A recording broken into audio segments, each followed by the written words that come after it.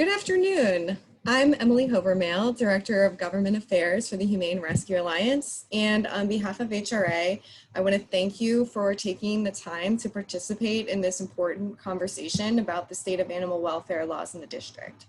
The Humane Rescue Alliance serves over 100,000 animals and their families annually across our facilities, including our 2 animal sheltering facilities located in the district, where we help match families with companion animals of all kinds for adoption. Our broad range of programs offered include direct rescue and care of animals in need, cruelty investigations and local animal control services, robust regional community support programs that help pets stay with their families, and a premier transport program that invests in partner communities to solve pet overpopulation sustainably and nationwide. But also advocacy has been a huge part of our history. Our founding organization, the Washington Humane Society, which was chartered by an act of Congress over 150 years ago, was created as an advocacy organization rather than an animal shelter. Not until the formation of the Washington Animal Rescue League in 1914 was there an organization that focused on the rescue and rehabilitation of horses, dogs, and cats. In the late 1800s, WHS successfully advocated for the passage of the first animal cruelty and animal fighting laws in the District of Columbia. And we've been willing to tangle in the big fights for animals ever since. From protection for carriage horses to working on animal testing back in the 1920s, we have long been at the vanguard of animal welfare advocacy. We were part of the coalition that worked for passage of the first Animal Welfare Act, the only federal law in the United States that regulates the treatment of animals in research, exhibition, transport, and by dealers. And we're resurrecting that legacy by taking on the big issues in the current era as we joined advocates to push the DC Council for passage of a law upgrading certain acts of animal cruelty to a felony crime in 2001, passage of the Standard of Care of Animals Amendment Act of 2017 to raise the minimum standards of care for animals in the district, and for the Elephant, Ivory, and Rhinoceros Horn Trafficking Prohibition Act of 2019 to end DC's participation in the cruel ivory trade that's leading to the extinction of one of the world's most iconic animals. We look forward to continuing to push for legislative change as an important part of our work to advocate for and enable the safety and welfare of all animals, bring people and animals together, and work within communities to support these relationships. Before we get started, we'd like to know a little bit more about you and who we have joining today's panel. So we're going to have a little poll. While we're waiting for the results of that poll, just some brief housekeeping items. This webinar is being recorded. While you will remain muted for the duration of the webinar, we will have time for a little Q&A at the end. Please feel free to type your questions into the chat at any time during the presentation. Our digital director, Danny Rizzo, will be monitoring the chat and will moderate the panelists' questions. With that, I will turn it over to Carrie Contini from the Animal Law Committee of the Environment, Energy, and Natural Resources Community of the DC Bar to officially begin our program. Carrie? Hi, everybody, and thanks, Emily, and to the Humane Rescue Alliance for all of the work putting this together and for agreeing to host this panel. As I'm sure anyone who has planned these types of events knows that it's always a lot more work than it seems like it would be. So they've really done a lot, especially Emily and Danny. So I'm Carrie Contini. I'll be moderating the kind of core part of the panel today. I am a partner at Baker McKenzie. My day job is specializing in trade law, so I help companies comply with US export controls and economic sanctions. But a big part of my pro bono practice and personal activism has always been in the area of animal advocacy. I'm officially affiliated with the two other co-sponsors today, so I'll introduce those and then I'll introduce the panelists and kick things over to them to continue to start off the discussion today. The other two co-sponsors besides HRA are the Animal Law Committee of the Environment, Energy, and Natural Resources Community of the DC Bar, which I know is a mouthful, and DC Voters for Animals.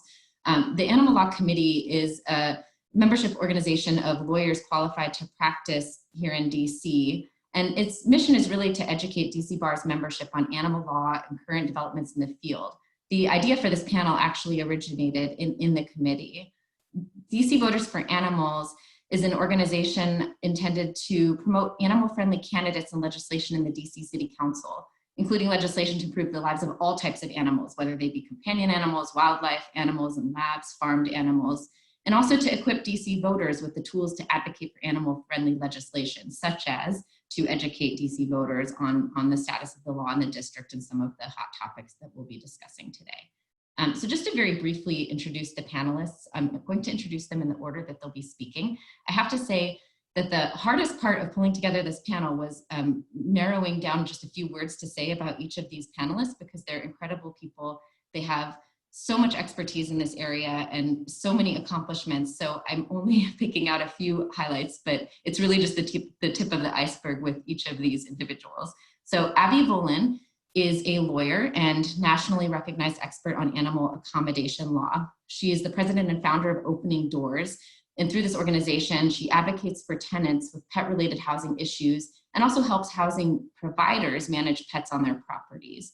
Claudia Barragan is an urban planner and legislative policy analyst. She's a subject matter on equitable development, which ensures that equity, including racial equity and other forms of equity, occur in the process of development, so that the urban development benefits can be shared by everybody. She's an elected ANC commissioner here in DC and is a former legislative staff for Council Member Trayon White. And also she's a friend of City Wildlife, HRA, and many of DC's feral cats and wildlife. Chris Schindler is the Vice President of Field Services at HRA. He directs HRA's humane law enforcement and animal control divisions. He's one of the nation's top experts on animal crimes, animal fighting, and emergency response. And he's worked extensively with the FBI and other federal law enforcement agencies on interstate cruelty, abuse, and neglect cases. And last, but of course not least at all, Kelly Whittier is the Director of Communications and the Senior Legislative Aide for Councilmember Mary Che in Ward 3. She is responsible for managing Councilmember Che's animal and wildlife portfolio. She is the primary staff lead for legislation that includes some of the most recent legislation that we'll be discussing today, such as the ivory ban, and the current pending legislation, such as the animal omnibus bill, which we will be discussing today.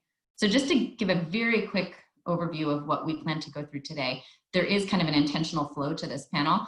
We're going to start by focusing on one very specific legal issue, which is the prohibition on pets in DC public housing.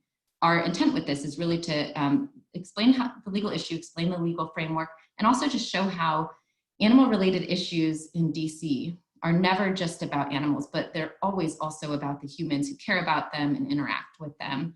From there, we're going to flow into a broader discussion of how animal welfare laws and policies and compliance with those laws and policies intersect with issues involving community services, gentrification, and DC's communities of color. And picking up on the theme of compliance, we will discuss DC's animal cruelty code, particularly dogfighting, and efforts to promote compliance of the code as well as enforcement. Last, we will discuss recent legislation and also currently pending legislation. So I'm going to kick things over to Abby to get us started today. Abby, I was really surprised to learn, and I learned this from Abby sometime much earlier this year, that the DC Housing Authority prohibits residents from having pets. This really cuts off entire communities from having animals in their homes. Can you tell us more about this? How is this requirement imposed as a legal matter? What is its impact on communities? How does this fit into your advocacy for your clients? And where do you see things heading on this issue? Thank you. Thank you for having me this afternoon. Let me get my slides showing. Let's see.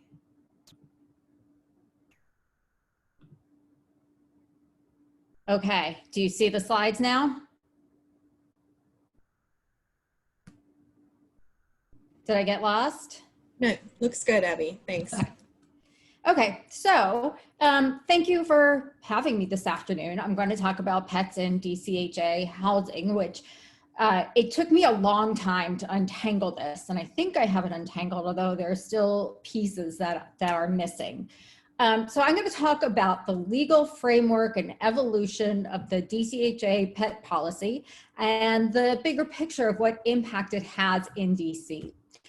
Public housing was established to provide decent and safe rental housing for eligible low-income families, the elderly, and persons with disabilities. And the U.S. Department of Housing and Urban Development, or HUD, they're the ones that administer federal aid to local housing agencies. And it's these local agencies that manage the housing public housing for low-income residents and those with disabilities and older adults at rents that they can afford. And HUD provides the technical and professional assistance in the planning and developing and managing of these communities. There are about 3,300 public housing authorities in the whole country. I mean, this is a massive number. And HUD has certain requirements that they impose upon these public housing authorities that they have to adhere to. So let's talk about the Quality Housing and Work Responsibility Act of 1998. And it's also known as the Public Housing Reform Act. And at the time, this was the biggest overhaul to the public housing and voucher system to date. Congress had invested over $90 billion in public housing, and yet it was still plagued with problems. And they needed to change the oversight of public housing. So the purpose of public housing, and this law in particular, is to promote affordable homes to low-income families in a safe and healthy environment. And it's also to increase their income and increase their self-sufficiency, so eventually they will move out of public housing. That is always the goal, for them to move out. So as part of that change, so when it comes to the policies of every public housing authority, you actually have to submit a plan to HUD every single year with what your policies are, how they comport with the requirements, and what you are doing to move towards those goals. And part of this change in the 1990 Public Housing and Reform Act, Congress actually made it pretty darn clear that their intention is to allow people living in public housing to have pets. And there are two laws at play. So the first one, it's just called Pet Ownership in Public Housing. And it holds that a resident of a dwelling unit in public housing may own one or more common household pets, subject to the reasonable requirements of the Public Housing Authority. So this is reserved for low-income individuals living in housing specifically reserved for them. So not only are they are allowed to have pets. In fact, Congress intends for them to have pets. And they are still subject, you know, the Public Housing Authority can still enact rules, reasonable requirements such as, you know, the typical ones, the breed, weight, number restrictions that you have to register with the Public Housing Authority. They can mandate that you have to have your pet spayed or neutered, and that you can pay a fee. They can require a fee, but it can't be so much as to impose a burden. So for example, they actually, in the regs, they actually purposely spoke about liability insurance, that do residents with pets who live in public housing, should they have additional liability insurance? And HUD said, no, that's just gonna be too cost restrictive, cost prohibitive, and that is essentially going to act as a de facto ban on pets in public housing. And we want people to be able to have pets, so no, you cannot require special liability insurance. That is not a reasonable requirement. Another item they addressed was debarking. You're not allowed to require that people debark their pets, which is great because debarking is a horrible, horrible procedure. They don't include declawing cats. I think I've seen like 1 or 2 public housing authorities in the country, and I have not combed through all 3,300, but I have seen like 1 or 2 examples where they require the residents to declaw their cat. Whether the residents do or not is a different story.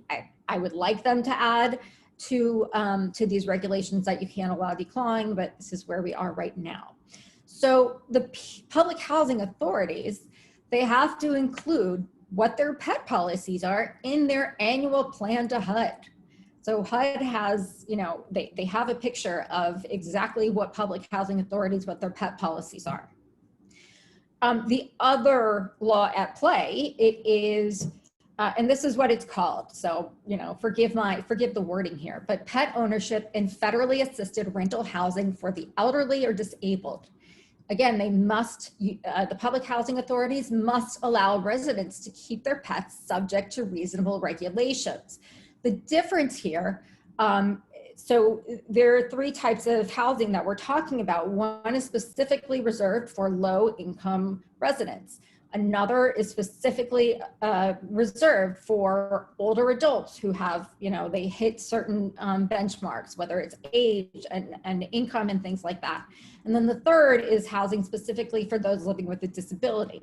And for any of you who have heard me speak about animal accommodation laws, the word disability, the word disabled, to qualify for housing, for HUD housing, HUD public housing, the definition of disability is much more strict, is much stricter than it is under animal accommodation laws. So you can actually have a claim for a reasonable accommodation due to a disability that allows you to have an assistance animal, yet it does not qualify you for housing specifically reserved for those living with a disability. All right, that's my soapbox. So given all of this, you might wonder what the pet policy is for DC housing.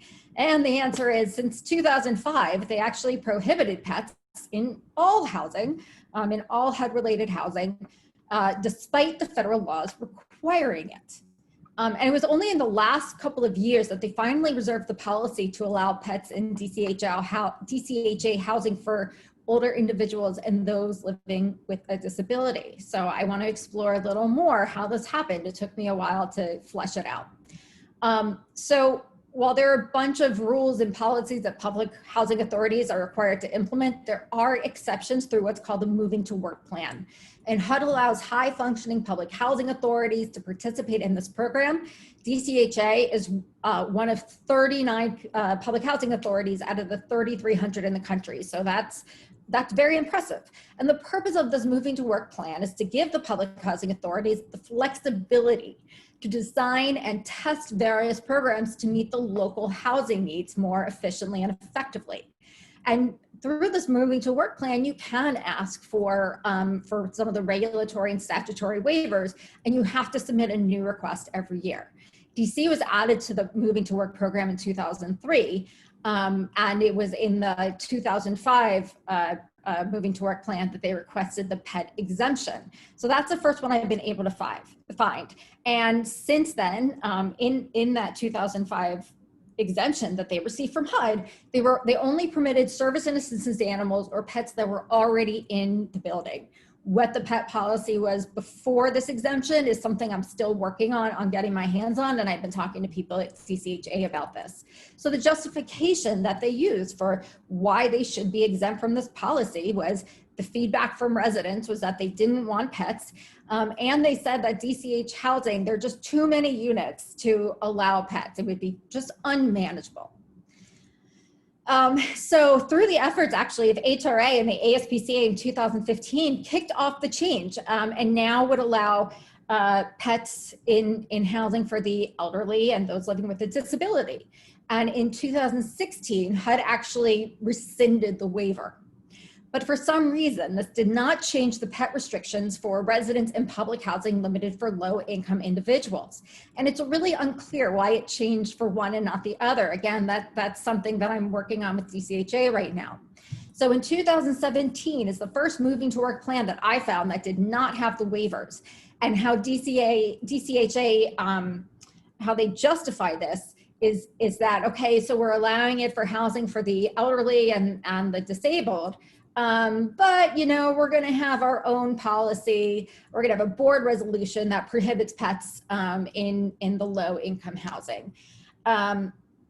So pets in housing for low income individuals, public housing, you can only have a pet. You can't have a pet. You can only have a service or assistance animal, and that's it.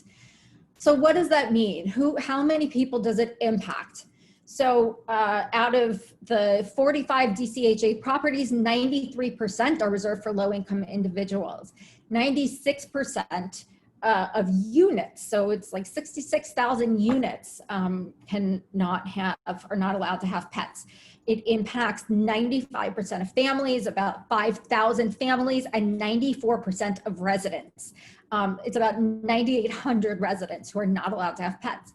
And the justification that it's too difficult to implement a pet policy really falls flat, because compare with NYCHA, the New York City Housing Authority, they do allow pets.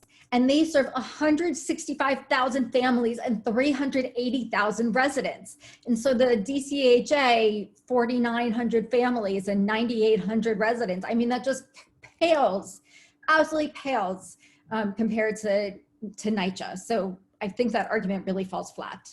So then again, what does this mean in terms of like the bigger picture for DC? If you look at this map, these two maps, you'll notice that none of the areas with the highest concentration of affordable housing units and DCHA properties, so namely wards 7 and 8, are overtly pet friendly. And I know this, anecdotally too, from my work. I've worked with affordable housing providers with their pet policies, and simply it's very difficult to find buildings that allow pets when it comes to affordable housing. Also, there are not a lot of resources. There aren't a lot of veterinarians or pet supply stores in those areas either. But we do know that many, many people living in wards 7 and 8 in affordable housing and public housing have pets. But in general, having pets in units where they're not allowed becomes a barrier to getting the services they need.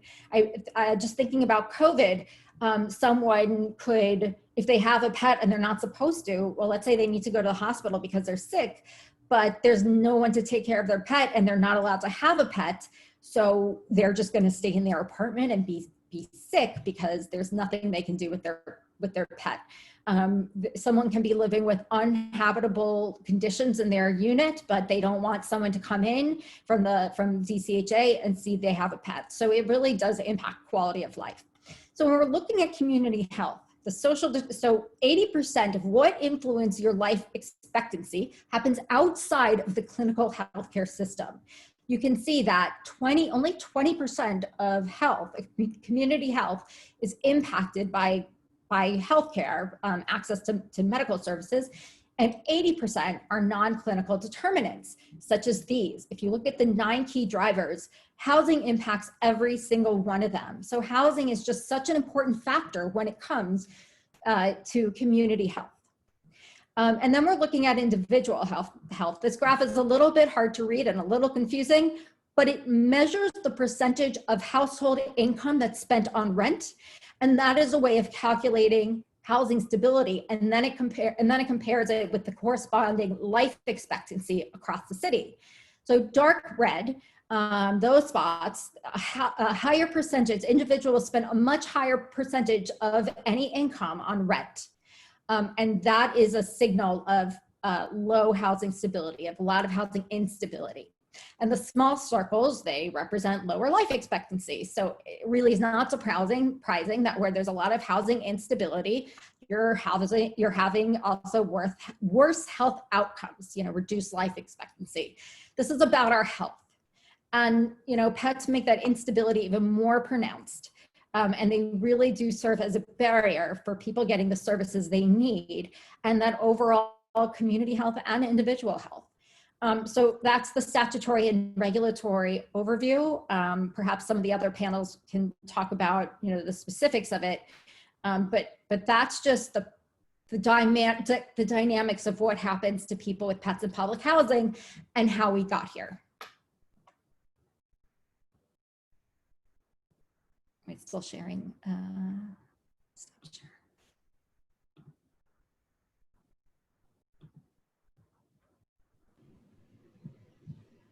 There we go.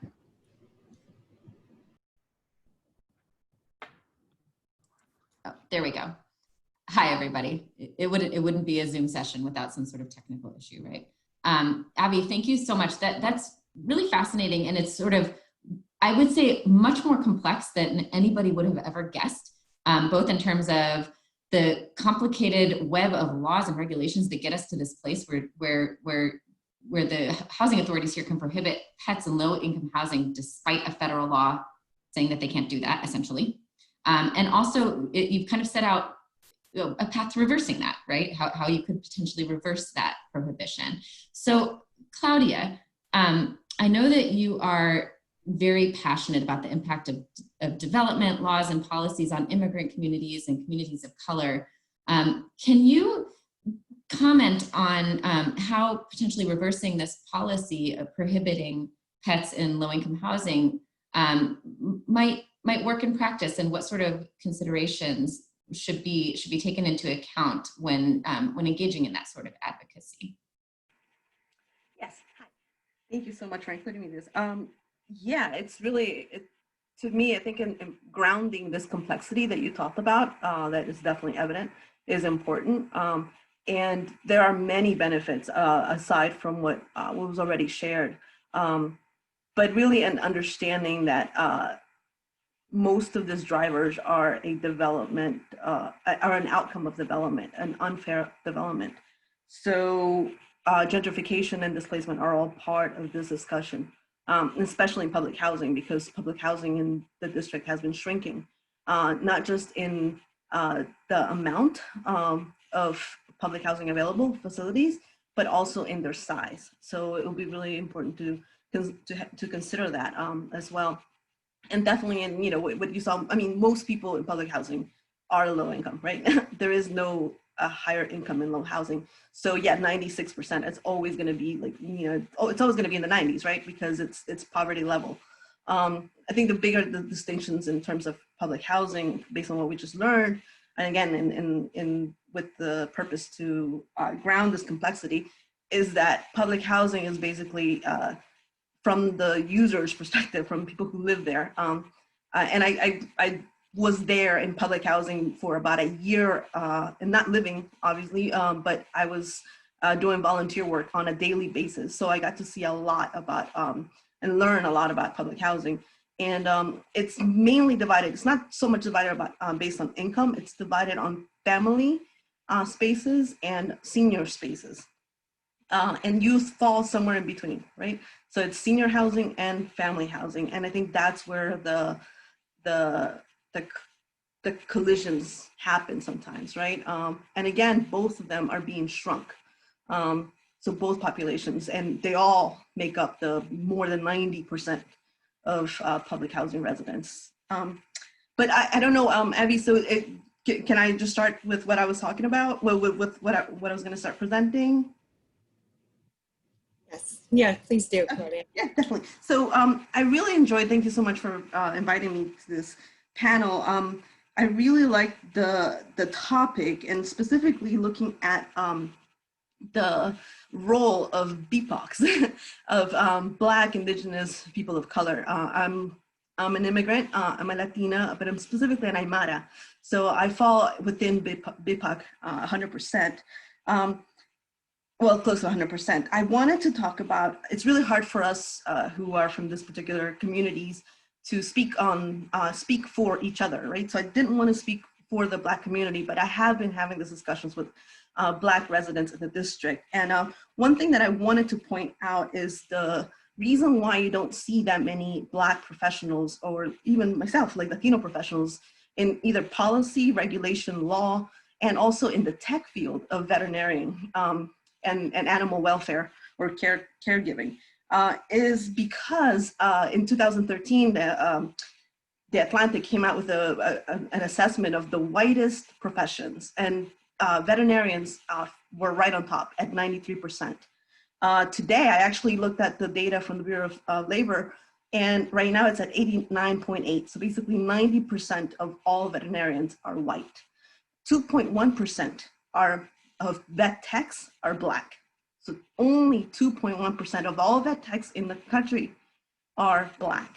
So you can see these disparities, you can see this lack of inclusion, and that's one of the reasons why you don't necessarily see people like us in this field. And in what I'm gonna talk about, I'm always gonna have kind of like, what is the current situation and what are some solutions, and specifically legislative, legal, regulatory solutions that we can address. And for that particular aspect of lack of diversity and inclusion in this field, one of the solutions is really to look at the animal education fund. It's called Animal Education and Outreach Fund, that currently is established in the district, and really expanding that to make sure that it includes and empowers more participation from Black youth and Black professionals who want to get into this field. So really setting aside those resources and funds, and I think that's a policy solution that we can establish. I also wanted to talk about language access specifically. That's an area that I'm also an expert on, and that's the law, right, in DC. So if you are getting any funding from federal funding or even local funding in DC, by law, you have to provide access to those resources in a different language. So I think that's really important as well. If we don't have Spanish, French, Amharic speaking animal welfare care providers, then we're really not adhering to that law. So I think that that's another part that's really important to mention. I wanted to talk about housing. I already talked a little bit about it.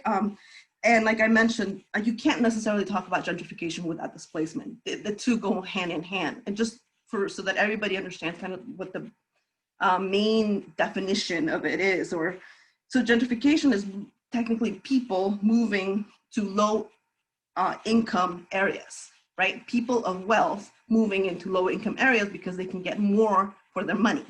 And an outcome of gentrification is displacement. So as you have seen in those maps that Abby shared, we have seen displacement go from the west side of the city all the way spanning out to the east side of the city. And there's a reason why there's more affordability in the east side of the city, is because people have been displaced to that area, right? And it's low income people who have been displaced. In fact, there's actually less public housing in Ward 8 than in other areas of the city. There's a lot in Ward 6, there's a lot in Ward 1, but there's less and less in Ward 8, which is interesting because predominantly Ward 8 is low income affordable housing.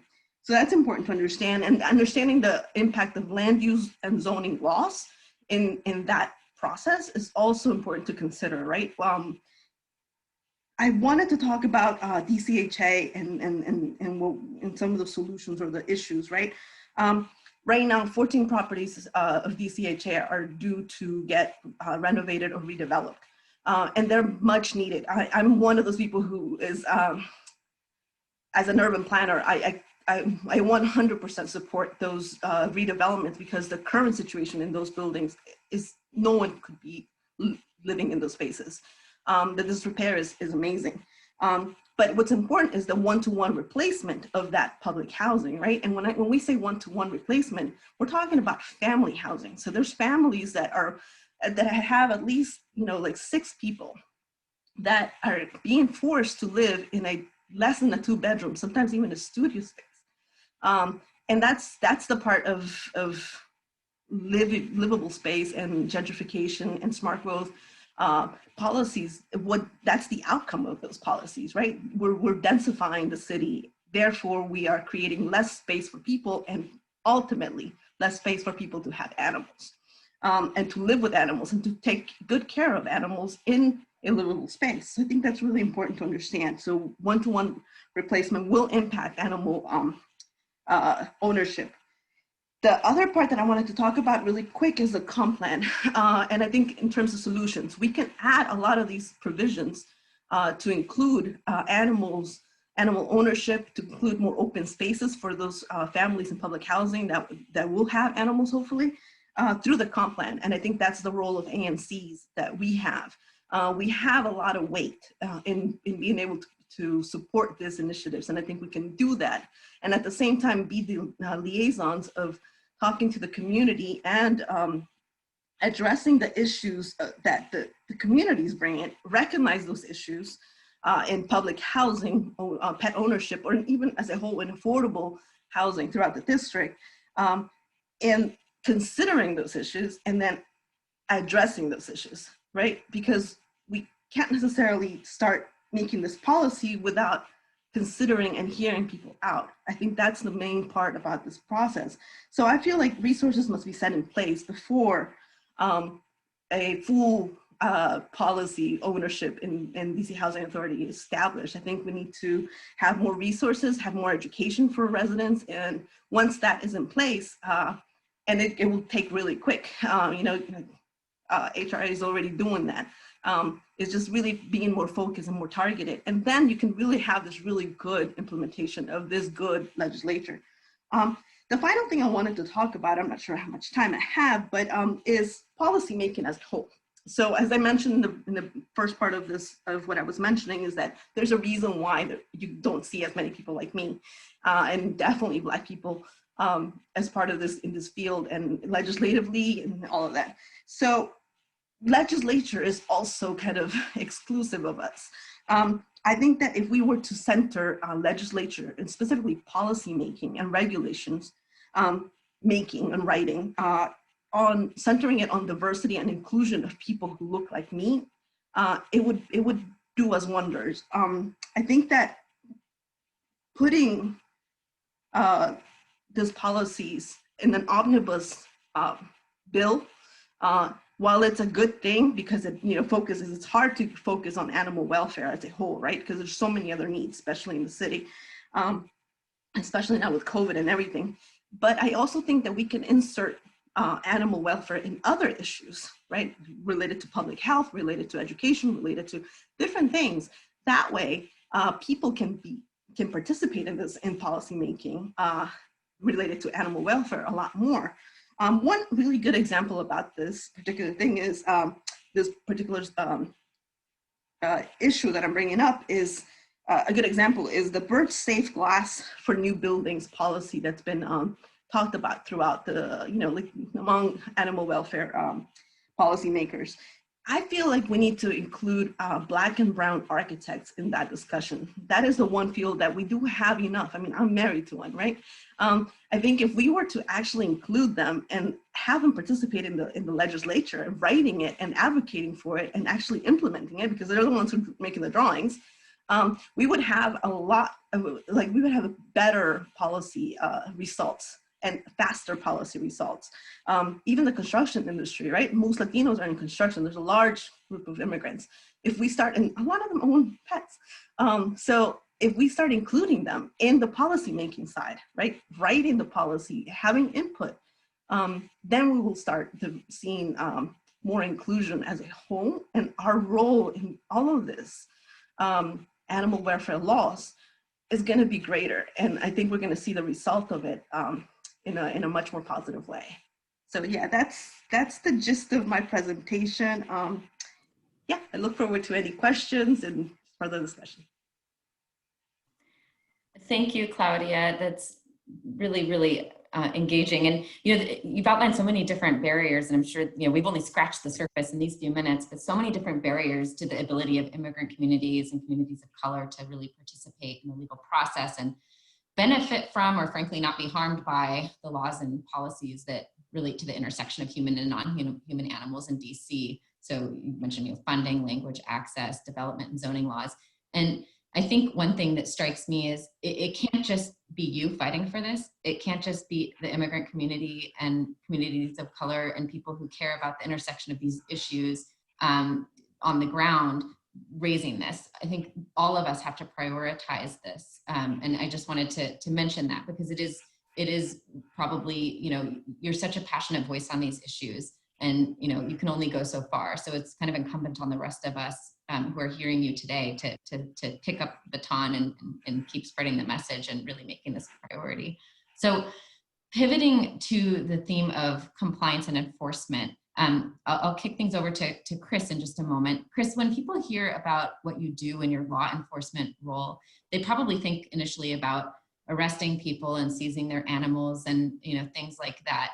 And of course, that's a really important and unfortunate part of your role, but you've explained that a lot of your time is actually spent on compliance. So working with communities to improve their ability to comply with DC law so that enforcement never becomes necessary. I'd really love to hear more about that from you. And also if you could give us a quick overview of the DC Cruelty Code and what are some of the main crimes it covers, such as dogfighting. What are they and what do they look like in real life? How might that differ from what people think of when they think of these different crimes?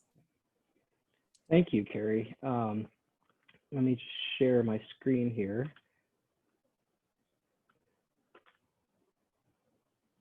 Oh. And so, you're right. I mean, a lot of times when people think about our work, they think about enforcement, because that's, I think, what a lot of people see, right, is that, our arrests and things like that happen. But much of our work in the district, HRA is charged with enforcing the district's animal cruelty code. And we're the only congressionally chartered animal welfare agency in the country, which is where we get our law enforcement powers from. But many of the 2,000 plus complaints that we got in 2019 were actually resolved with our officers working with our residents to help bring them into compliance, which is our ultimate goal in many cases. Just because a complaint comes in doesn't necessarily mean that enforcement has to occur. And so we spend a lot of time trying to help provide resources also before something really begins, right? Like we try and provide a lot of resources in the community to try and prevent cases from happening to begin with. But once a situation starts to come to light where there may be some care issues, our officers try and work with residents, because the reality is if we take that pet away from their home, there's probably going to be another pet and another pet. And we haven't done anything to try and resolve the underlying issues, which may mean finding some resources that we can help provide to be able to help someone be able to keep their pet in their home. That's obviously not to say that there isn't an enforcement component, because unfortunately there are some egregious acts of animal cruelty that happen not only in the district, but all over the country. And so, of our cases, recently we have 25 cases that are currently awaiting trial, that are pending trial with the U.S. Attorney's Office. And in 2019, we executed 46 search warrants and seized 197 animals from a range of animal cruelty related issues. And so most of the work that we do is under this statute. We have a lot of different laws, and I'm going to try and consolidate this since, in the essence of time. But most of the work that we do is under this statute, the 22-1001. And so, a lot of the work that we get on a day-to-day basis is actually the bottom part of this paragraph that's highlighted. It is the unnecessarily fails to provide proper food, drink, air, light, space, veterinary care, or shelter, protection from the weather. And many of those cases we're actually able to resolve with compliance and working with individuals to help provide dog houses if we're able to get access to them. And in the winter months, to help provide straw and door flaps and things of that nature. In the summer months, dogs have to be provided who live outdoors, with shade and with water. And so we try and work with people also even on space issues where there's, cleaning that needs to be happen, or veterinary care related issues. We try and help connect residents with lower cost options that they can help find. Some of the more egregious cases we deal with are in the first part of this paragraph, which are the tortures, torments, cruelly beats, mutilates. I mean, these are the cases in which many of which are obviously prosecuted if we're able to develop probable cause. And these are the cases that result from sometimes domestic violence, or we have shootings and stabbings and things of that nature that occur, or the cruelly chained of many of those cases are where animals become entangled or hung. And so these are some of the really more difficult cases, for our officers to see every day. And so what makes it a felony is if there's serious bodily injury. And so most of the cases that I talked about on the previous slide were misdemeanor cases, which the penalty is up to 180 days. For felony cases, the penalty is up to 5 years incarceration and a fine not exceeding $25,000. But there has to be a serious bodily injury for that to occur. And so that's broken bones, severe, stabbing, shooting, or other issues that result in like losing a bodily member or organ. And so those are the cases in which we would pursue felony charges. But one of the other issues that we have here is animal fighting. Our animal fighting laws covers dog fighting and cockfighting. While we don't have much cockfighting in the district, we have had it periodically, not in recent years. Dog fighting is a highly organized activity. And I think many are not aware of just how widespread dog fighting is, and that this is a national issue. And certainly it's an issue that we deal with here locally. We've had a number of cases just in the last year or two where we've been able to gather evidence that shows how connected some of the people in the district are that we've prosecuted. We're connected to individuals all over the country, and some of which were connected to individuals in dogfighting internationally. And so I think a lot of times we think when people see dog or hear about dogfighting, they think of people fighting dogs in a yard or something of that nature, and it's a far more organized activity. And so thankfully we have a law that covers if you organize, promote, stage the fight, if you provide the premise for the fight, if you're a spectator at that fight, or what most of our cases are based off of are individuals who possess or own that animal with the intent that they be fought, or board, house, or train on their property, animals with the intent that they be fought. And so many of our cases are based on that because many individuals are not actually fighting dogs in the same city in which they reside. It does happen, but certainly here in the district, we're not having a lot of fights that are hosted here. Many individuals who own or possess dogs for fighting here in the district are actually traveling sometimes great distances to go to fights to other states. And so our work is focused around identifying these individuals and pursuing those cases. And that is a felony as well, which is up to 5 years imprisonment and a fine. And so I wanted to show, I think a lot of times when we think about dog fighting, also sometimes it's not really fully appreciated what some of that looks like. And I tried not to use graphic pictures, but I wanted to show some examples of what we look for, because sometimes when people think of a dog that's been fought, they think of it, see some of those pictures on the internet of animals that are mutilated. And oftentimes it's actually not the case. It's scarring that looks more like on this dog, where you see those white flecks in the fur. And here's a closer look. And that's all scarring. And that doesn't necessarily make a case that somebody is involved in dog fighting, but certainly these are things that we want to investigate further and look into these cases further when we see animals that are maintained in this way. This dog had a broken limb that had never been set because these individuals are not going to necessarily pursue veterinary care. Oftentimes they're doing veterinary care on their own, which we have found occurring here in the district, where they're providing pretty crude treatment for animals that have been fought. And sometimes we see missing lips from where they bite their lip, but also the housing of the dogs is oftentimes very specific and similar all over the country. You see the same forms of housing that come in a variety of means. Chained is a very common one. And while we don't have property like this particular property, we have seized animals that were chained in this fashion in much smaller yards, but in close proximity to each other that looks exactly like this. And so these are cases that we're going to we follow up on. But the more challenging thing about the district is we don't have a lot of property. And so a lot of animals used for dog fighting are housed indoors in crates and in cages, in basements and garages, and which looks more like this, which makes it a lot more challenging for our officers to be able to view the animals, which is why we rely on the community to be able to provide us tips and to be able to give us information so that we can pursue these cases. We have our own means of gathering intelligence on individuals in this activity, but certainly community support is where most of these cases are brought to a resolution. And some of the other things that we see and we have seen here in the district are some of the conditioning items that individuals use to fight dogs or prepare a dog for a fight. And so this is a spring pole where a dog hangs from a hide, from a spring. We see all kinds of other devices, but it always looks fairly similar to that. We see slap mills, which this is a custom-made treadmill for dogs. These are manufactured and made by dog fighters for dog fighters, so not something that you could buy commercially. And we've seized a number of these here in the city. Carpet mills is a similar device that we've also seized in the district. These are made for endurance because dog fighting is more of an endurance-based activity than it is necessarily based on damage to the other dog. Flirt poles are used to make the dog chase. And so these are all things that sometimes we see outside or in a garage door that's open. Break sticks are another item that oftentimes, much like this one, have blood on them, and they're used to break dogs apart during a fight to separate them because there's rules to a fight where the dogs are separated at different intervals, and they have to have a way in which to separate the dogs.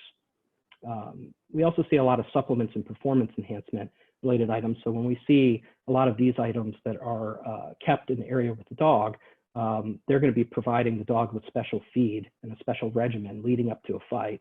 And so they're going to use an assortment of these things. And not any one of these things is necessarily illegal, but the totality of all of these different items based on other evidence gathered helps us be able to develop and build a case. Same thing with medications. Much like I said earlier, these individuals are treating their dogs at home. And so they're putting in sutures, providing IV fluids, injecting an assortment of different drugs that they're not trained or have the knowledge on how the effects of those drugs are on the animals. And so we seize a number of antibiotics and other controlled substances. But one of the things that a lot of these guys do, because they can't necessarily always get antibiotics from a pharmacy, right? They're not going to go to the vet necessarily, is they use fish antibiotics, which are readily available and are the same penicillin that come in a prescription, but it's made for fish. And so oftentimes we see that these individuals are skirting, going to veterinarians or going through traditional means by finding other products that they can utilize for treatment. And so normally what we find is that they have a kit with all these things in it, all of these medical supplies in it, which would be IV fluid sets, suture materials, and things of that nature. And so I think anyone can imagine what it would be like to be able to get treated by somebody without any any anesthesia or anything like that for an injury, and that's what these animals go through. And so some of the other things that occur during dogfighting is they weigh the dogs in, because the dogs have to come in an exact weight for a fight. And so sometimes we'll see scales hanging in, either outdoors or in a basement for them to be able to weigh the dogs leading up to the fight and also for the fight. And then the fight itself takes place there's a specific size of pit that normally determines, normally 20 by 20, we see 16 by 16 feet also, where they set up pit walls because the animals need to be able to quit and jump out. And so oftentimes we'll see either these types of things set up, or you find things that are broken down. And so if you look at these two, the fact that this can pack down that easily is something we're always looking for when we're investigating a case.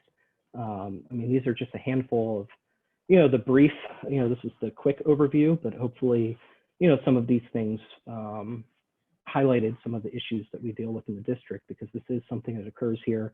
We're actively working on it. We hope that our community continues to support our work against this activity, because the individuals engaged in organized dogfighting is a very brutal activity. These dogs go through extreme suffering, and anything we can do to root out that activity and ensure that individuals engaged in that activity in the district know that that's not going to be tolerated, we're available 24/7 to pursue it. So that's my short version. Thanks, Chris. It's always hard to follow that sort of discussion because no matter how many times you see those things, it's a bit shocking. Yeah. I think what animal cruelty crimes look like in practice here in DC often are not what people might expect. And I think what can be so shocking is how methodical it is with these training regimens and kits. And it's just that, it goes in many ways, it feels cruelty is really just a combination of just layers and layers of dissonance, of just, not caring at one point or another in all different points. And it's just, it's always so shocking to see. I think what this really underscores in a broader perspective is the importance of considering compliance and enforcement in the legislative drafting process. So, legislation is put forward with a particular objective or goal to stop a particular activity, to promote a particular activity, but how will that law be enforced, and how might folks promote the enforcement of that law and compliance with the law? How might people be likely to try to violate that law? So just to segue over to Kelly, to give us an overview of some of the recent and pending animal-related legislation in the DC City Council. Kelly, you work with Council Member Mary Che, who anyone around here knows is a huge champion for animals. And some of the recent legislation your office has worked on has really addressed this issue from several different angles, involving legislation that affects very different, categories of animals that we often think of, including the ivory ban and the omnibus bill, which we've alluded to a few times throughout this discussion.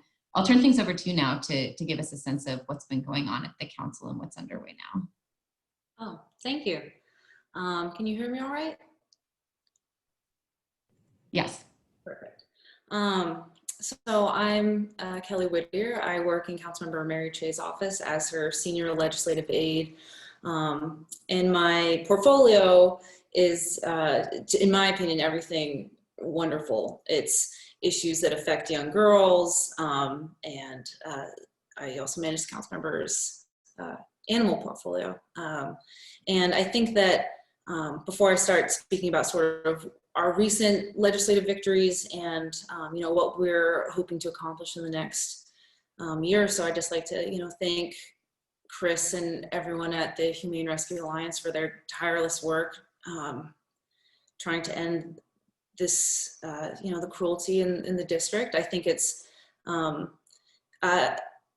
to the one end, like I mostly work on the legislative drafting process, right? And sort of the strategic moves through the council. And I think seeing what it looks like on the ground is both very sobering and a really wonderful reminder of, how important sort of the legislative process is in helping, humane law enforcement and Chris sort of put an end to this practice and,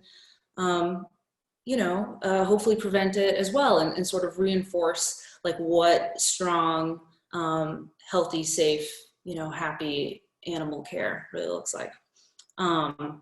So as the other panelists have mentioned, there are many different agencies that may interact with animal issues, both domestic and wildlife, in any sort of facet. And so that could be the Housing Authority, that could be MPD, that could be the Department of Health, the latter of which we predominantly work with on animal legislation. And sometimes, our agencies don't quite get it right.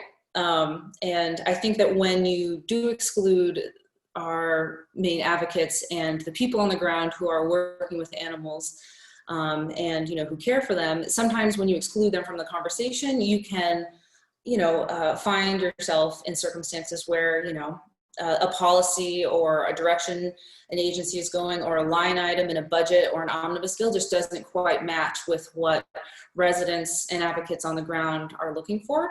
And some examples of this that I'm sure many of the those who are tuning in might remember are with the Department of Energy and the Environment in a large wildlife omnibus bill. It did many wonderful things. There was a small line item talking about reviewing the community cats program. Community cats, for those who don't know, are also called blue collar cats. They're those feral cats that cannot be domesticated to the point of bringing them in a home. So instead of euthanization, we have Humane Rescue Alliance and a whole plethora of independent volunteers and teams of residents who capture, spay or neuter, and then release an animal. They're actually quite beloved by neighbors because they help manage vermin. And it's a lovely way to keep an animal alive and let it sort of live its natural life if it can't be adopted or be domesticated. But the language, this one line in a large wildlife bill, because there could be the question of the threat to wildlife habitats brought on by our community cats, caused a lot of concern in the community who was like, whoa, we love this program, we believe in it passionately, we don't even have necessarily the data to say that this could be a problem locally. And so I think ultimately that language was removed. And so it sort of details some of the instances where, an agency looks at an issue and then maybe makes a decision before speaking with the folks actually on the ground involved in that issue. Another example would be the Dining with Dogs legislation that also has ties to the business community who want to welcome dogs on an outdoor patio spaces. That particular issue was actually a line item in the district's budget that was ultimately removed. And so we basically have sort of three tools to modify animal practices or policy, and that could be directly working with an agency to change an internal policy. That's usually the easiest and certainly most expeditious way of incurring a change. We could do something for the budget, or we can introduce legislation. And it's one of those things where even from sort of those major fights that are engage an entire community down to the handful of folks who are worried that their backyard chickens would be removed from their homes. People are really wonderfully passionate about animals, and I think it's a great privilege to work in this space because it's working with people who have the same interests as I do.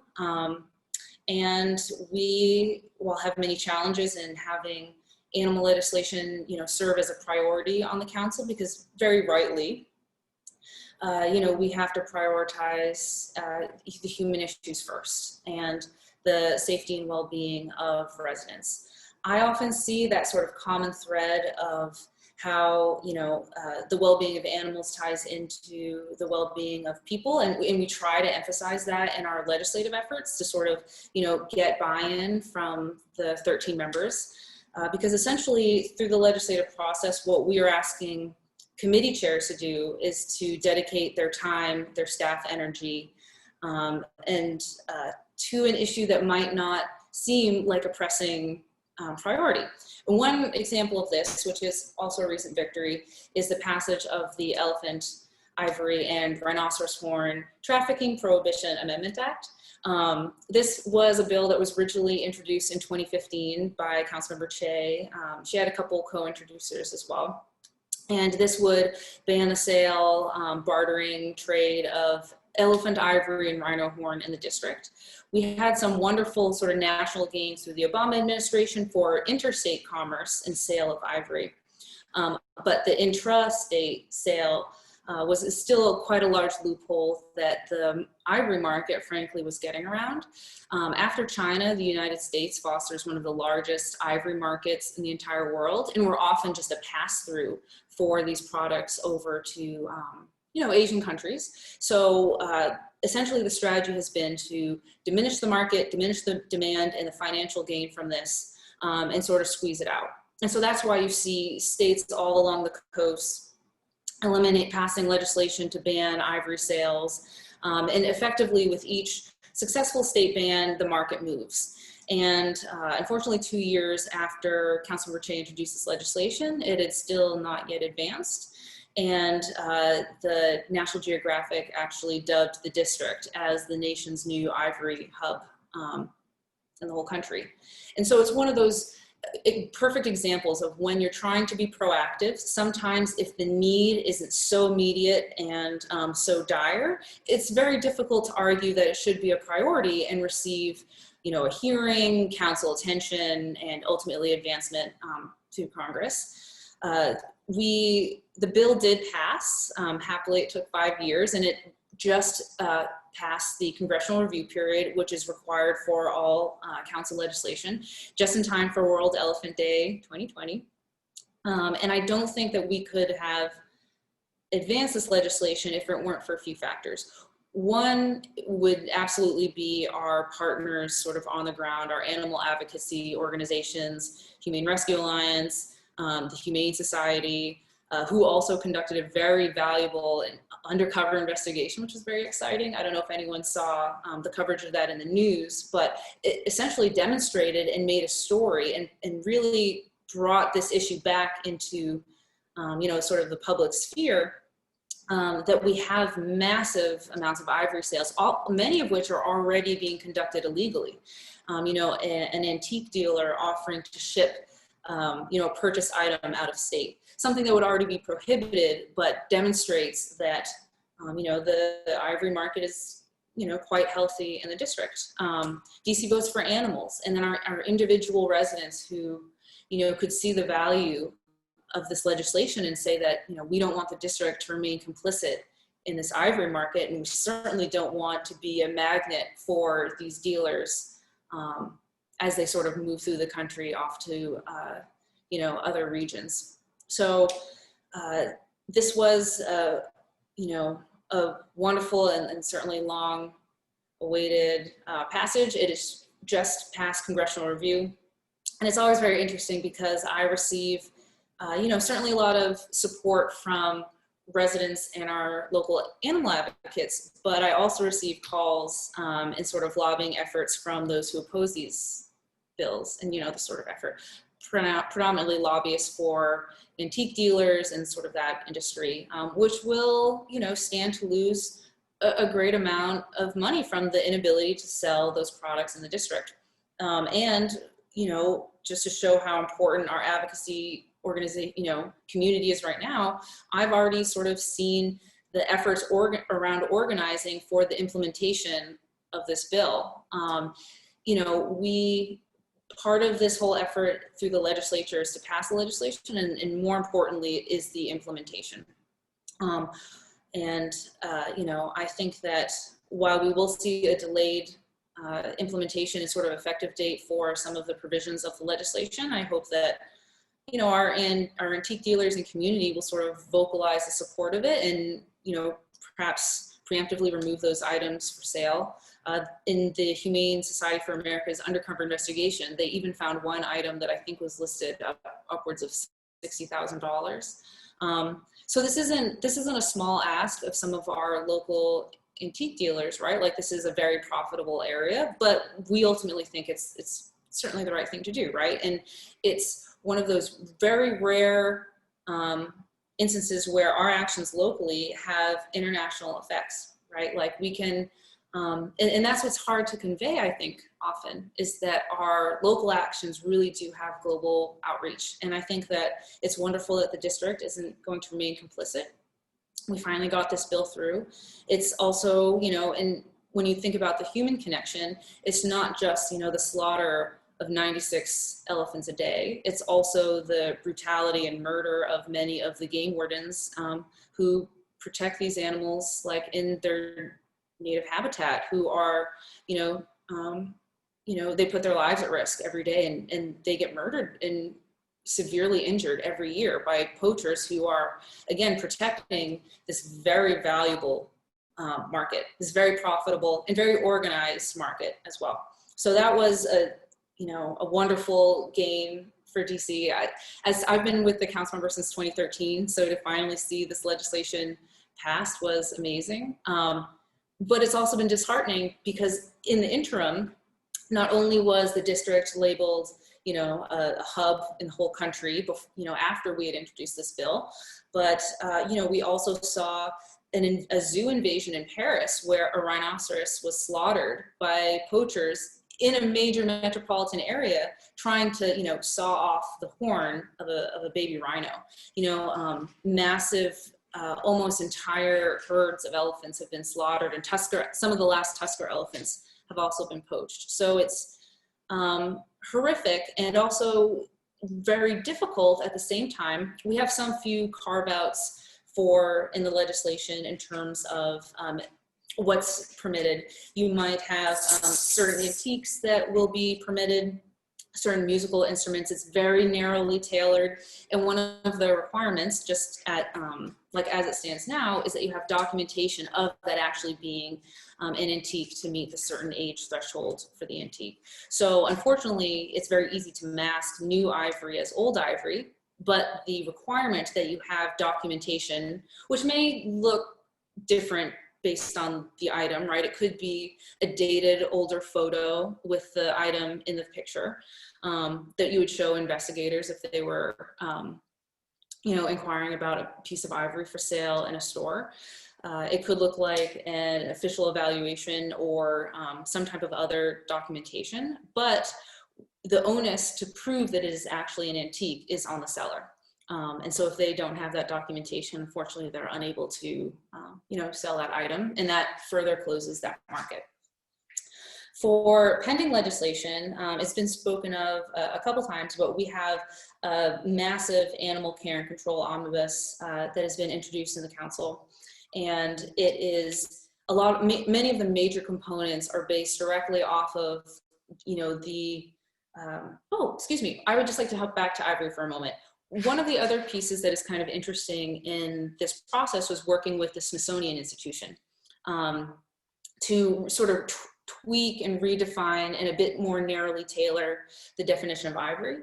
As it was written in the bill, it also included walrus tusk and narwhal horn or tusk. And this is one of those interesting things where our local legislation can sometimes conflict with federal action because there are circumstances and very appropriate cultural allowances for native populations to sell, you know, hunted tusk and walrus and I believe narwhal tusk. And sometimes they often do that through the State Department, which obviously headquartered in the district. So it's an interesting piece where there are many different institutions who have interests in our animal legislation. And oftentimes, you know, you sort of have to question about what allowances you're willing to make and what other ones you want to stand firm on and say that, you know, this might be controversial or difficult for a certain, interest area, but it's still important to us to see this pass. But getting back to the Animal Care and Control Omnibus Act. So this was largely influenced by the advice of Chris over at Humane Rescue Alliance. A lot of our animal advocates were sending us, draft language to say that, we really need a few, critical pieces, passed. And as you saw in Chris's presentation, a lot of that would be related to dog fighting. So I'll go through the sort of 6 major pieces of the Animal Care and Control Act. So the first one would be that it authorizes emergency vehicles in the district.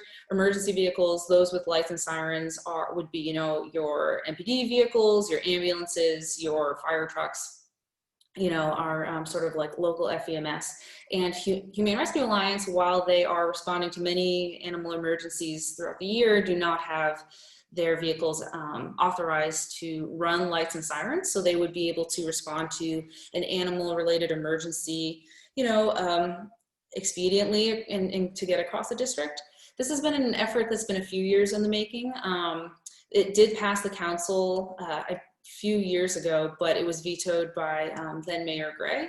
So this is, one component of this larger animal omnibus bill, but something that we're trying to, move again in order to help Humane Rescue Alliance get to these emergencies in a time that makes sense, not only for an animal's well-being, but perhaps for, a person's well-being who's also involved in an emergency.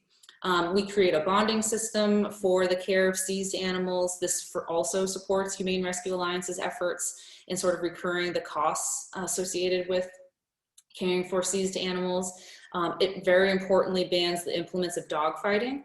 As Chris mentioned, you might see, they might enter a property and see all the tools associated with dog fighting, but unless that dog is on the premises, it's very difficult to pursue those cases. So we're also going to ban just the possession of those very specific items, such as the breaking sticks, modified treadmills, fighting pits.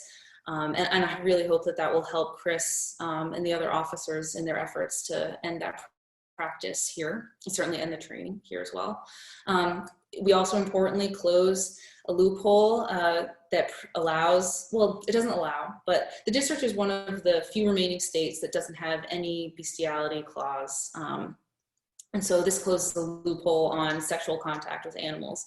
And as I think we've tragically seen just in the past month, there have been multiple instances where Humane Rescue Alliance has rescued animals who have been the subject of brutal sexual contact from a human. And this will hopefully give HRA and humane law enforcement one more additional tool in preventing and responding to it.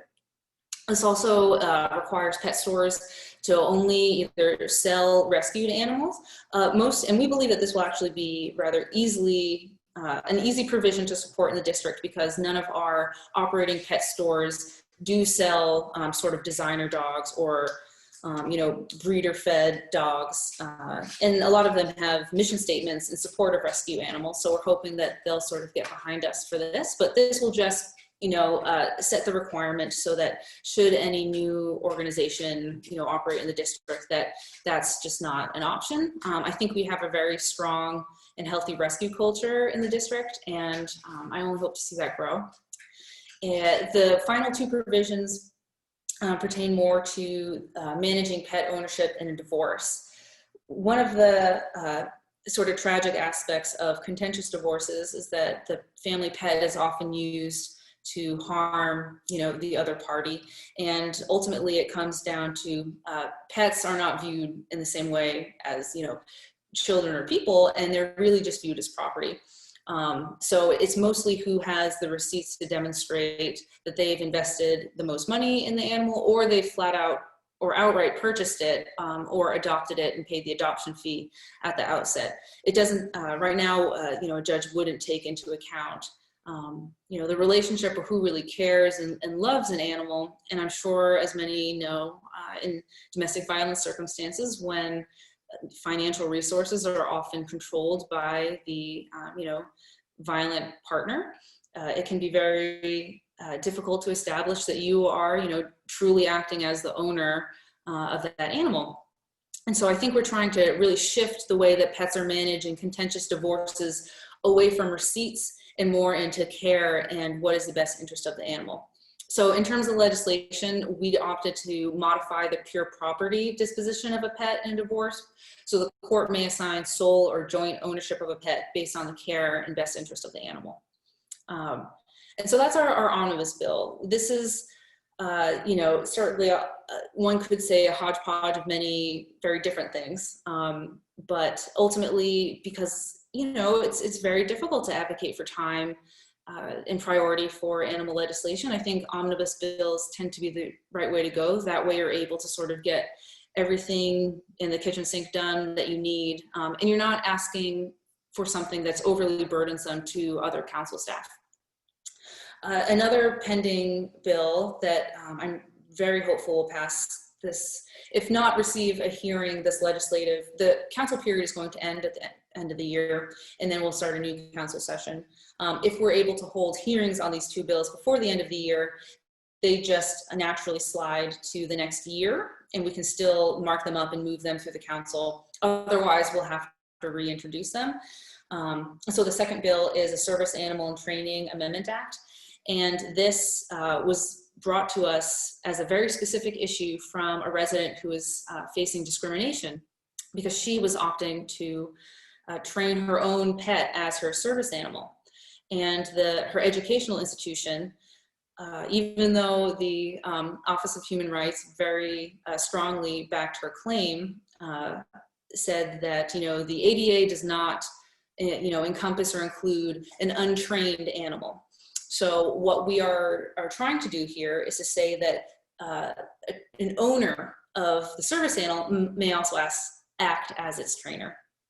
And I think that in terms of service animals in general, I think that there is a lot of tension right now around the notion that people are, you know, passing off domestic pets as service or emotional support animals. Earlier this week, in fact, our office received you know, correspondence from a gentleman who was riding a DC bus, and a resident got on the bus with his pit bull, and the dogs and the owner sat next to this gentleman. The pit bull licked the gentleman's leg, hopped up on the seat. The owner told the dog to get down. The dog did, and then the you know, passenger took great issue with seeing both a pit bull on the bus and the notion that he didn't believe that this was a service animal. So it's one of those aspects of the ADA protects service animals, not necessarily emotional support animals. But one of the things that I think that we really, especially in our communication, should be trying to combat is a couple things. One, that not all disabilities are visible. So, you know, a service animal is one that, you know, must perform a certain task. In fact, it doesn't even need to be a dog, because miniature horses can also be categorized as service animals. So a miniature horse or a dog must perform a certain task to help the person with the disability. And that disability could look like, you know, detecting low blood sugar or detecting the onset of a seizure. A lot of residents who have faced trauma events and need that animal there, or have inconsistent physical disabilities. The second piece that I saw in, you know, this resident very aggressively complaining to us that this was allowed to happen on the bus was the fact that this was a pit bull breed. And I think that, you know, one of the things that I imagine we're all trying to do is to disavow the notion that pit bulls are inherently dangerous, and that, you know, they make wonderful family pets, beloved family pets, and can certainly, if trained just as any other dog, could serve as a service animal as well. It's one of those items where it was a very contentious conversation on my end, because I said, well, you know, I would hope that what you got from this is that an animal and their owner, you know, it's not up to you to determine whether that person has a disability or not. You know, when on public transportation, the dog was very friendly to you and also behaved upon command from its owner. And that I hope that that person, if they do feel uncomfortable sitting next to an animal on the bus, would feel comfortable to either leave the bus or to find a new seat further away from the pair. And the person, you know, was sort of throwing out all the typical talking points of, what if this dog had bit me? What if this animal started a fight with another dog on the bus? All these sort of same rhetoric around, you know, pit bulls are dangerous. And I, you know, happen to inherently disagree with that point. And ultimately, you're really only allowed to ask 2 questions of a service animal, whether it's a service animal or not, and what task does it perform. Otherwise, I don't think, I think that the bus driver acted appropriately. And, you know, the reason why, you know, we don't have licensing or, you know, paperwork for service animals is because those within the disability community have very uniformly said that that would be too onerous on them. And ultimately, what I would like to do is sort of transition not only our law and you know, support this very particular resident who flagged for us that her university was discriminating against her efforts to train her own animal, because oftentimes service animals can be incredibly expensive, between $15,000 and $50,000. So a lot of folks in the disability community are training their own pets in order to be able to afford this service, to not only change our laws to be more supportive of, you know, the disability community and these efforts and sort of animal access, but also hopefully change the narrative around how we discuss these animals, and certainly pit bulls and other breeds. And I think that sort of transitions into what I'm hoping to do over the next year or so in terms of what we're sort of cooking in the office. One being that I would really like to look at the affordability of, you know, being a pet owner in the district, with pet move-in fees, pet rent, and the, you know, limited number of buildings that actually accommodate animals. I think that affordability, not only district in general, but also for you know, moderate to low income families who live in rented spaces, but who also want to have a pet, but it's just, and could greatly benefit from that. It's just so exorbitantly expensive. Another aspect that I'd like to look at is the DPR management of dog parks. I think that I've lived in a few different places in the district, and I've seen an incredible difference and variance in the quality of how dog parks are, you know, supported and managed, and even down to the materials for what, you know, substances can be used in those dog parks. Varies very differently across the district. So I'd like to sort of reform that whole process, make it more community oriented, because I think that they can serve as, you know, wonderful community gathering spaces. And I think that if we can sort of bring the wonderful, you know, clean water access material benefits that we've seen in some of the newer and certainly heavily supported by friends of groups dog parks to other parts of the district, I think that that would be an important equity sort of measure. Is that, you know, when I lived in Petworth, it was we were all sitting on broken donated lawn chairs, and all of our animals would come out of the dog park filthy and covered in soot because of the ground material. Meanwhile, if I go to Swamp Poodle Park, it's you know, covered in synthetic material that all the dogs are coming out clean. It has sort of built-in obstacles for the dogs, functioning water systems, and I think that that's and that's located downtown. I think that's a huge difference in the quality for the community and as well as the animals.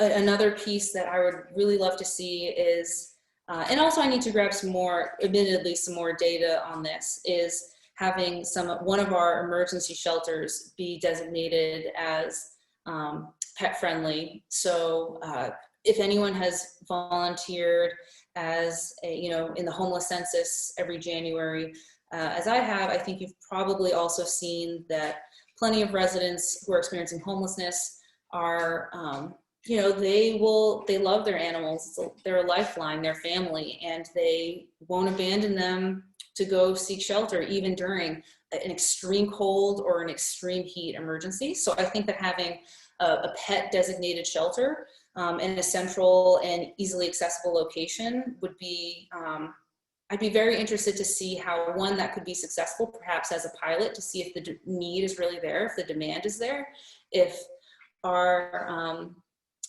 community who experiences homelessness would actually avail themselves of those resources or not. And then the third piece is a wildlife omnibus bill. And I think it touches upon some of the ideas that Claudia mentioned of, how can our development and built environment, support, especially down on the waterfront and in regions where we're seeing a lot of development, support migratory animals and sort of our wildlife that otherwise is being disrupted by a lot of the development. And I think one of the aspects to sort of tie this back into what sort of equity would look like in this conversation is one of the things that has been successful for our office, especially with like the recent passage of the Clean Energy DC Act, is to have working groups. So before the introduction of legislation. So in that sense, you would have an animal, a wildlife working group where, folks from across the district can actually have, a literal seat at the table. Perhaps during COVID times, it would be a virtual seat, where they can provide input, legislative language, flag new issues for us before we get to the introduction phase. Because I think that one of the certainly frustrating parts for residents, and especially through the legislative process, is that they feel as though once the bill is introduced, it's very difficult to change it. And in some aspects, that can certainly be true. And I think that moving forward, sort of more using that working group model of, inviting everyone to provide input or even draft that legislation would probably be the sort of best way to go, especially in our process, because, everyone there, folks love animals. And I think that a lot of people, especially in the district, are just so ready to step up and help. And I'm very grateful for it. But effectively, I would say that for those watching, there are definitely a few different ways to help sort of push and advocate for legislation, whether that be using your legal expertise to help draft legislation, to provide sort of legal research into what other states or jurisdictions are doing. That is so helpful for us, especially when we can make the argument that a certain change has been successful in other jurisdictions. And then there's the advocacy on the ground with your own council member, whether that be through emails, letters, social media posts, or, advocating when you see them in person, to let them know that, while human issues and human safety should always be the priority, we need to carve out space and time to deal with animal, both wild and domestic welfare as well. Thank you so much, Kelly, for all of those comments. I think one of my big takeaways here is that we are in a densely populated city. So we have kind of countless interactions with animals in our day-to-day lives, whether they be direct interactions with companion animals and wildlife or through commerce and animal products. And, the laws that we have here in DC can impact animals in all of those ways. But it's really important to consider the intersections of these issues with the human beings that are affected by these laws as well, and to make sure that all of those voices are being heard and considered as we seek to improve legislation for animals and humans alike. So I know we basically reached the 2 o'clock hour, but we've had kind of a sidebar going where I think we're comfortable having 1 or 2 questions to go over a couple minutes. If you're free to join us, that would be great. I know that Danny has been building the question bar and that there are a couple of questions. So hopefully we'll have time to get through 1 or 2 of them. Great, thanks so much, Carrie. Let's see. So we had one question that came in through the chat from Deb.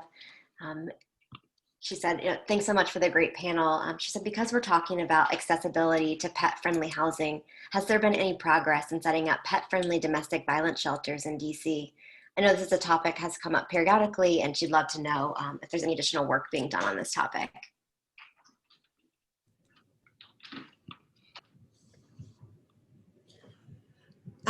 Unless Chris wants to say, Chris, do you want to talk a little bit about our safe haven program and some things like that? Yeah, of course. And so while we don't have any co-housing situations in the district, HRA has long offered our safe haven program, where we will house animals for victims of domestic violence while they're seeking to find new housing or working through with their caseworker. And so we will house animals. We work with all the different shelters in the district, and we work with all the different caseworkers so that we can try and make sure that we are able to provide that service so that people can escape domestic violence and not have to worry about their pets. And while it would be more ideal for people to be kept with their pets right now, there isn't the space sufficient in the different shelters that exist to be able to afford for that opportunity. But we hope in the future, that some of that may evolve. But for the time being, we do quite a bit of that housing throughout the year, and it's, individuals can call 24 hours a day, 7 days a week, so that we can be able to connect them with resources.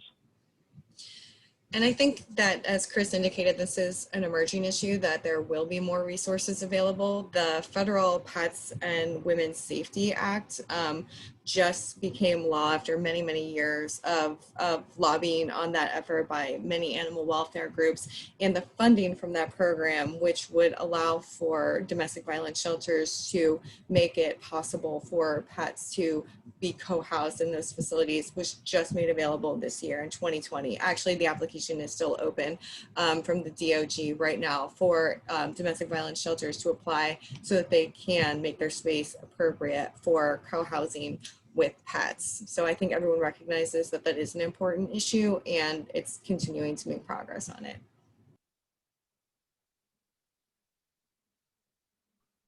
That's great. Thanks so much, Emily. We had some great questions come in through the chat as well, and our panel has been responding to those as well. So thank you so much for everyone who has been submitting questions. We really appreciate it, and appreciate you being part of the conversation today. We have time for one more conversation, and Abby, I know you addressed this in the chat, but have there been any lawsuits challenging DCHA's pet policies as they relate to compliance with federal laws? And maybe you could talk a little bit more about that and expand on your comment. Yeah, I would say, to my knowledge, and I haven't looked very hard at very closely into this, to my knowledge, there haven't been any challenges. I think a lot of the problem is that people don't know. People don't know that they are supposed to be able to have pets, or that that HUD actually rescinded the permission of DCHA for them to prohibit pets. So I think, this is just starting to all come to light.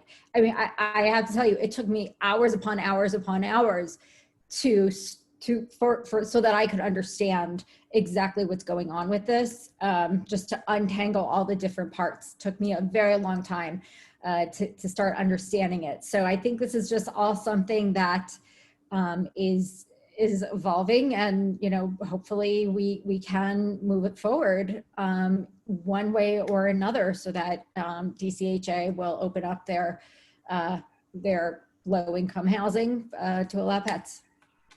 Can I add to that? So from the ground perspective, right? Like, again, a year and being in one of these public housing places. So one of the reasons why residents don't necessarily use lawsuits against DCHA, and especially when it comes down to their compliance with federal law, is that DCHA is not following the law, not just in this issue.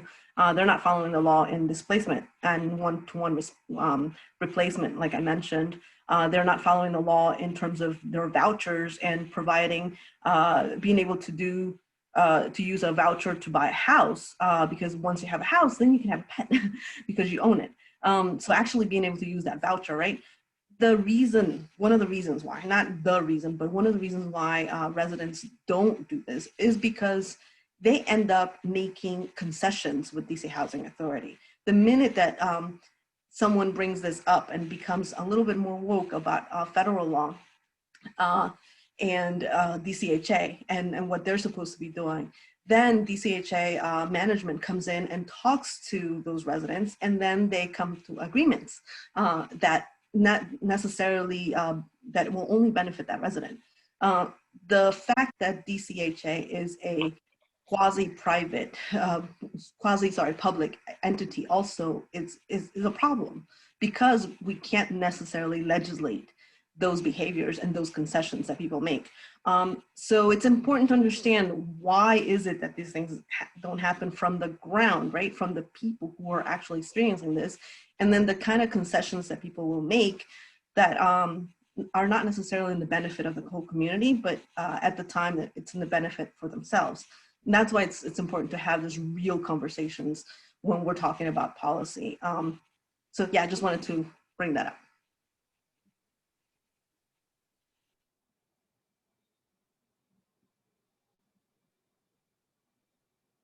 This has been a really great conversation, and I'm afraid we've just run out of time. I'm sure we could talk about these issues for a lot longer. I think with this, we're going to have to wrap things up today. We really appreciate everybody making the time for this, and especially the panelists and the co-sponsors for putting this on. We hope that you've all learned as much as we have from each other. And I don't know if anybody else has any final last words before we shut things down, but that's it for me. And thank you so much for joining.